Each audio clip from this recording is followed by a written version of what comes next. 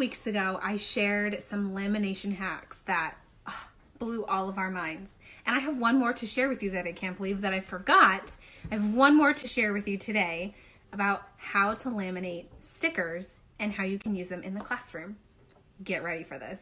My one recommendation though for when laminating stickers is to not buy the scrapbooking stickers. Now when I say scrapbooking stickers, I mean the stickers that are leveled. They're kind of puffy or they have multiple different layers to them to create the overall look of the sticker. You want a single layer leveled, whatever you want to call it, regular sticker, and I'll show you what I mean. But you can get stickers anywhere: Hobby Lobby, Michael's, Target, Walmart, Dollar Tree, Lakeshore Learning even sells stickers. You can use any characters you want. You can make them student specific, which is, let me show you how easy it is.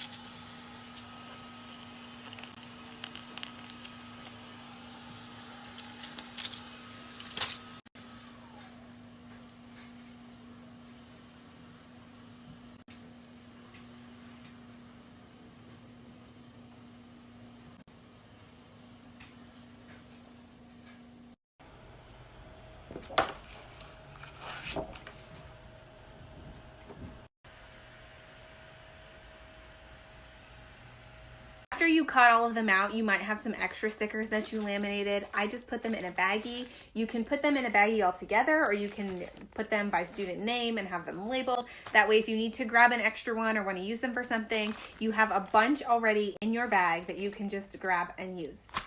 When it comes to using these stickers that you've just laminated, you can use them for so many different things. You can make activities out of them. You can use them as counters for math. You could have students write stories about them, create pictures of them, you know, on a Velcro mat or on a felt mat, and tell you stories about all of those. So super exciting with all the different things you can use them for. I like using them on token boards. So you can get these token boards. They're free in the resource library on my website. And you just put a strip on the back and keep them on the back. And then when they earn a token, you put it on the front. So this one was the little Mario mushroom guys. And then we have the Harry Potter ones. And then we have some dinosaurs. Now again, my token boards are color coded because we have a color coded classroom, but here you go.